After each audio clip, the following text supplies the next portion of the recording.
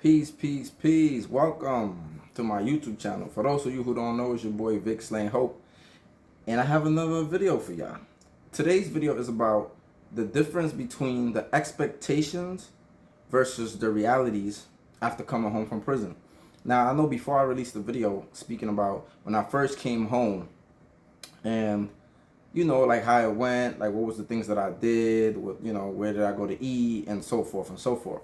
So in this video, I basically want to tell y'all about what was my expectations and like what was the realities that I was faced with when I came home. So initially when I came home, I didn't really have much expectations, but I was Muslim, I converted to Islam, and part of that is, I had to make some drastic life changes when I was in prison. It's not really that hard because I'm in prison and I'm confined and I'm away from certain things, but I still had to make some changes, and a lot of it was internal changes, right? And so when you come home, right, you stop eating pork. So I used to eat pork before I went to prison. So now I don't eat pork anymore. So I didn't really think it wasn't really a problem for me. That was one thing that really wasn't a problem. So I didn't eat pork. Now I pray 5 times a day. I have to get up early in the morning sometimes. And if it's wintertime, it's very cold, right? So that's an adjustment that you tend to make because it's part of like the lifestyle that I'm living, right? So now I'm gonna be busy throughout the day. So I gotta figure out how to incorporate my prayers into like my daily lifestyle, right? Being outside and in society. So my expectations was kind of like go home. I'm gonna be this devoutly obedient Muslim, and I'm gonna get married. I'm gonna have children, and I'm gonna be studious. Perhaps maybe I'll go overseas. Maybe I'll go to university, study theology. So I was just thinking in the range, like, maybe I'll become a chaplain in prison or something like that. Like, I looked at it as a way to kind of like give back to the brothers. Also, other brothers told me that maybe I should pursue that. So this is just some of the things that I thought about, right? It was kind of like my expectation. I was going to be Muslim. The community was going to embrace me. I was going to come home. I'm part of like this religion that is billions of Muslims in the world. Like, I heard so many things about the religion, right? And yeah, like I just thought that was going to be it, right? I'm going to come home. I'm going to get embraced. I'm going to get a wife. I'm going to have kids. I'm going to study. I'm going to work, and voila. But no. That really wasn't the case. So the reality was when I came home, you come home, you're on parole. And then this is things that I didn't even really think about. I didn't think about parole. I didn't think about a lot of things, right? Because at the end of the day, I police myself. And I'm not really worried about catching a dirty urine. I'm not worried about catching a violation. I'm not really worried about none of those things, right? So because I know that I'm going to abide by certain things, I didn't know that parole was tricky, and they play certain games, and they kind of like sometimes try to set you up for failure. So this is the things I didn't really fully understand. So I come home, I'm on parole. Everything seems all right, seems sweet. I spoke to my parole officer. She said I will get off. Well, I asked her about getting off early, and she said, come see me in 3 months after. Like, we'll talk about it. So everything was looking good until you start running into certain roadblocks, right? You start running into, it's not easy. It's not as easy to get a job. You start running into, housing issues. Well, I was already, I went to the shelter, so that's one thing. But then when you start to look at places and people are doing background checks, or when you try to get a job and people are doing background checks. Now, for the most part, certain things have changed in the job sector. But when it comes to housing, like a lot of landlords still kind of discriminate if you have a record or a felony and stuff like that. So this was some of the issues that I kind of like was faced with, right? So I never had a plan to go to college, right? That was never well, I thought about becoming a chaplain, and I'm not sure if you need a college for that. I'm not too sure. But then college became part of the equation, right? And when college became part of the equation, it was no longer, I no longer was thinking about becoming a chaplain. At first when I went to college, it was just to get off parole. Like parole started giving me issues. You would think that when you land a job, that parole would stay off your back, but like the reality is not necessarily. So when I started going to college and started going to school, parole kind of like just completely left me alone. Not only did I have a job, I also was attending college, so they just completely left me alone. Like, I completely was doing whatever. I was coming home after curfew, All I had to do was just tell my PO and I was good. So that was a good thing.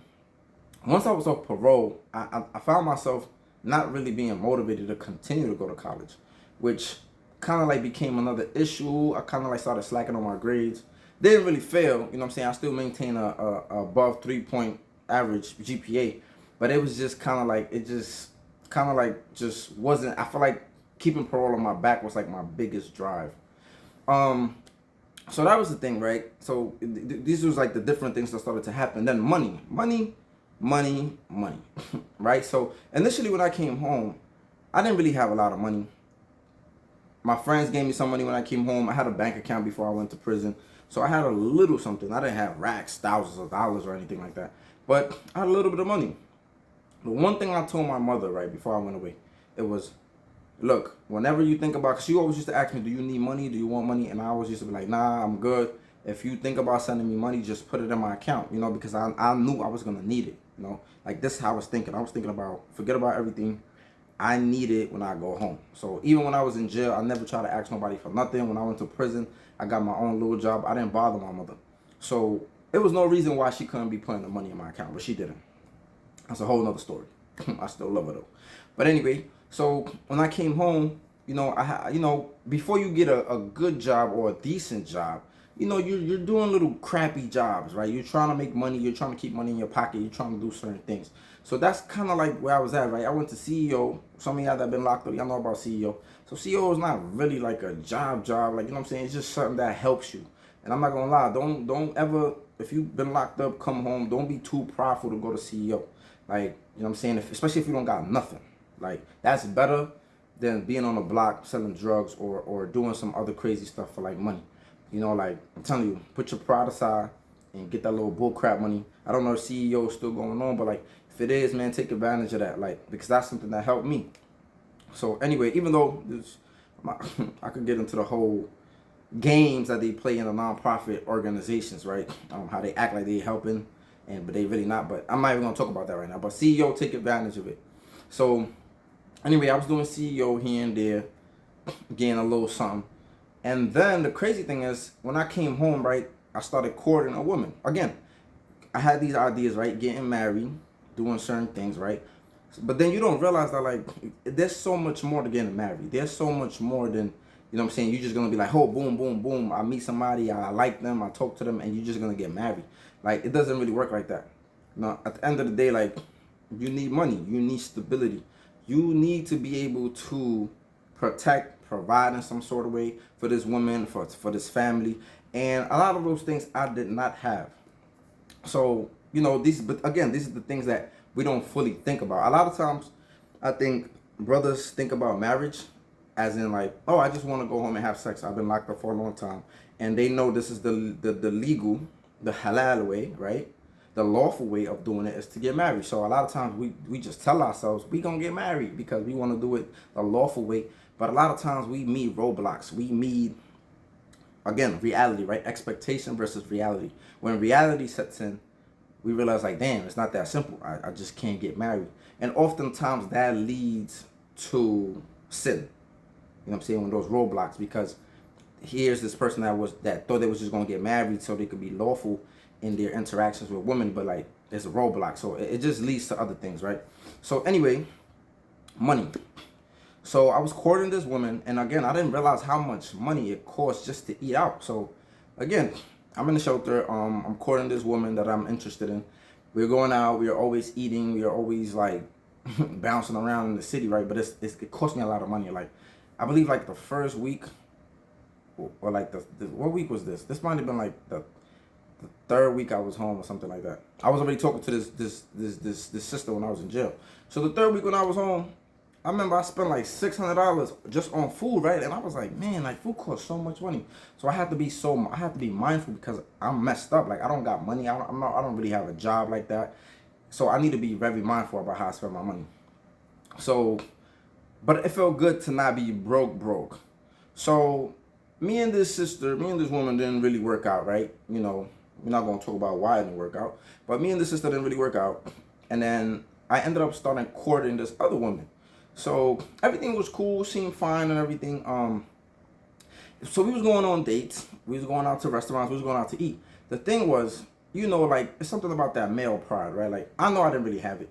She was willing to pay for the food and the stuff like that, right? So she didn't mind. She didn't have a problem paying for it.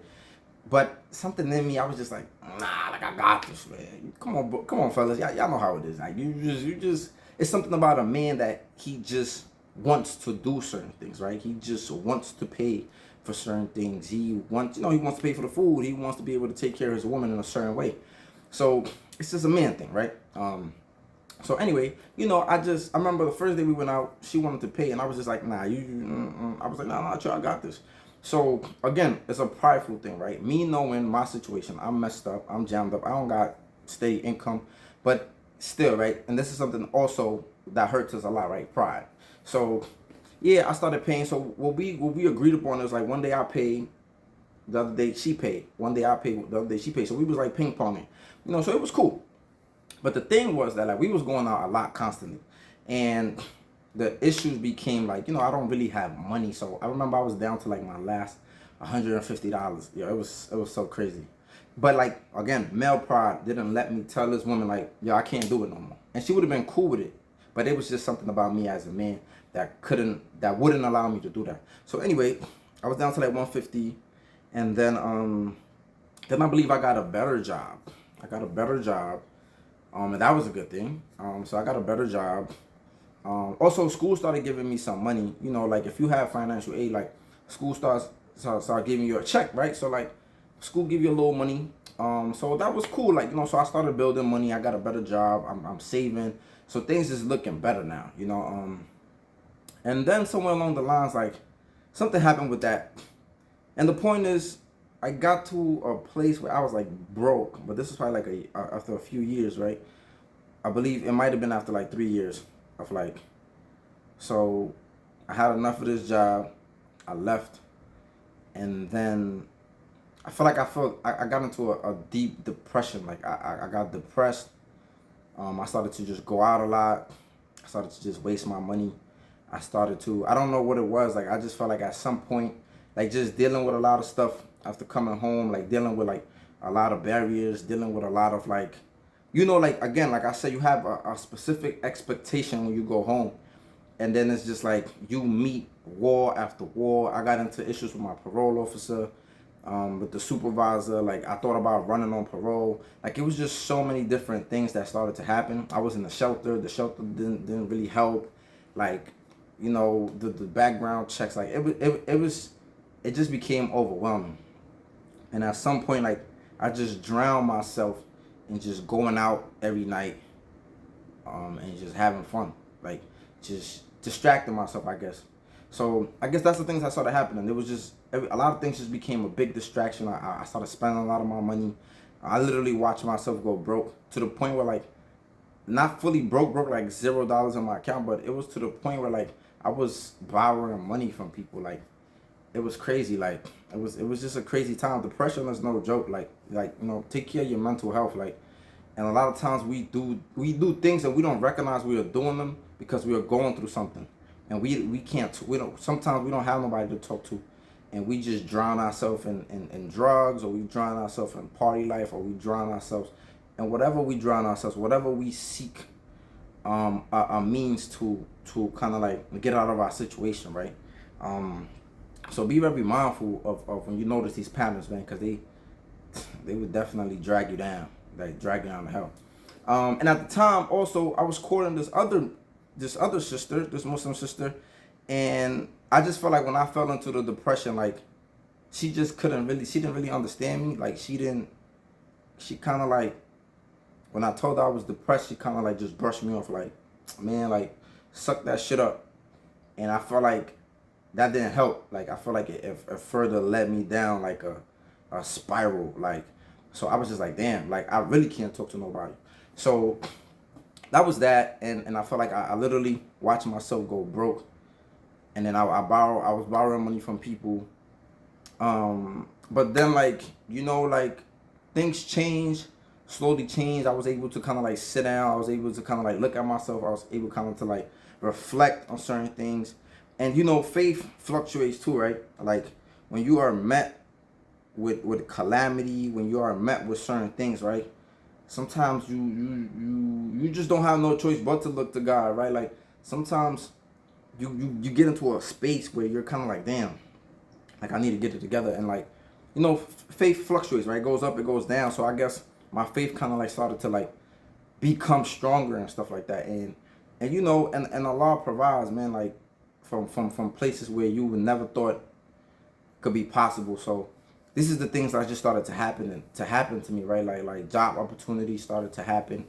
Um, you know, I started to get my money up. You know, when you got money, you feel better about yourself. You look good, you feel good, and yeah, things slowly started to change. And then, you know, and then the pandemic hit.